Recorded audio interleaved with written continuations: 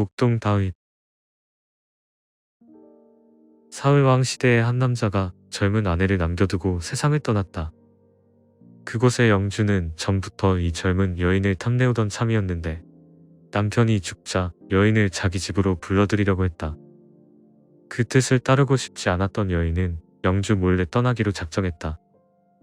그녀는 떠나기 전에 가지고 있는 돈을 몇 개의 항아리에 나누어 담고는 그 위에 꿀을 채웠다. 그리고 증인이 보는 앞에서 죽은 남편과 가장 절친한 친구에게 항아리를 맡기고는 다른 고장으로 떠나버렸다. 그녀가 그 고장을 떠나고 얼마 후 여인의 꿀 항아리를 맡았던 사람의 아들이 결혼을 하게 되어 갑자기 꿀이 필요하게 되었다. 그는 지난번에 맡아두었던 꿀단지가 머리에 떠올라 지하실로 내려가 뚜껑을 열어보았다. 항아리 안에는 꿀이 가득 채워져 있었다. 그런데 꿀을 조금 떠내니 그 밑에는 금화가 가득 빛나고 있지 않은가. 다른 항아리에도 역시 금화가 들어있었다. 그는 돈을 모두 쏟아내고 새로 꿀을 사서는 항아리마다 가득가득 채워 넣었다.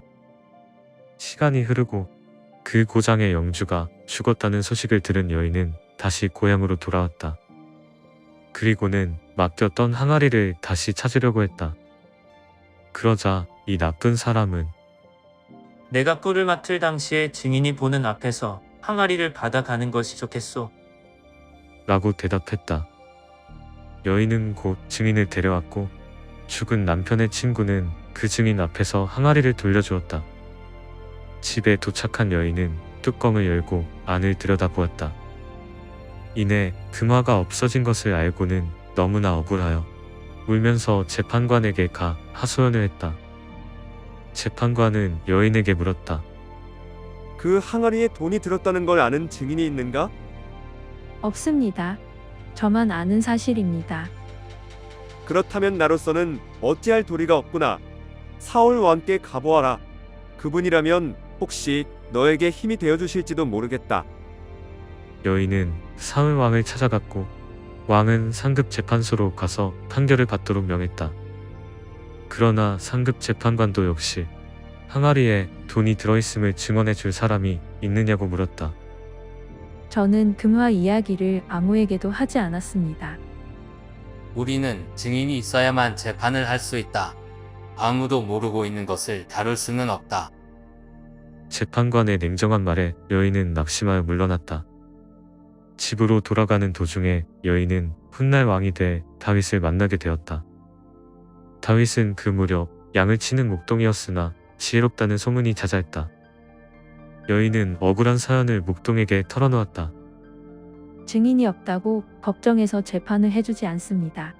제 이야기를 듣고 어느 편이 옳은가를 말해주십시오. 그렇다면 왕에게 가서 다윗이 재판을 해도 되겠느냐고 승낙을 받아 오십시오. 만일 왕께서 허락하시면 제가 최선을 다해 시비를 가려드리지요. 다윗의 말에 여인은 다시 사울 왕을 찾아갔고 왕은 그 소년을 불러도 좋다고 허락했다. 그리고 얼마 지나지 않아 여인은 목동을 왕 앞으로 데려왔다. 그대가 재판을 해보겠다고. 허락하여 주신다면 힘써 해보겠습니다. 좋다. 해보도록 하라. 다윗은 고소당한 남자를 재판정으로 불렀다. 그리고는 호소한 여인에게 문제의 항아리를 가져오라고 말했다. 여인이 그 항아리를 가져오자 다윗은 먼저 여인에게 질문을 했다. 이 항아리가 틀림없나요? 틀림없습니다. 다음엔 고소를 당한 남자를 향해서 똑같은 질문을 했다. 이 항아리가 저 여인이 맡겨두었던 항아리임에 틀림없나요? 틀림없습니다. 다윗은 그곳에 대기하고 있던 하인에게 빈 그릇을 가져오라고 명해서는 꿀 항아리 속에 들어있는 꿀을 빈 그릇에 모두 쏟아 넣었다. 그러고 나서 빈 항아리를 여러 사람들이 보는 앞에서 하나하나씩 두들겨 깨뜨렸다. 그리고 그 깨진 조각들을 조심조심 살펴보았다. 그러자 항아리 파편들 속에서 금화두잎이 발견되었다. 꿀이 굳어 항아리 밑바닥에 붙어 있었던 모양이었다.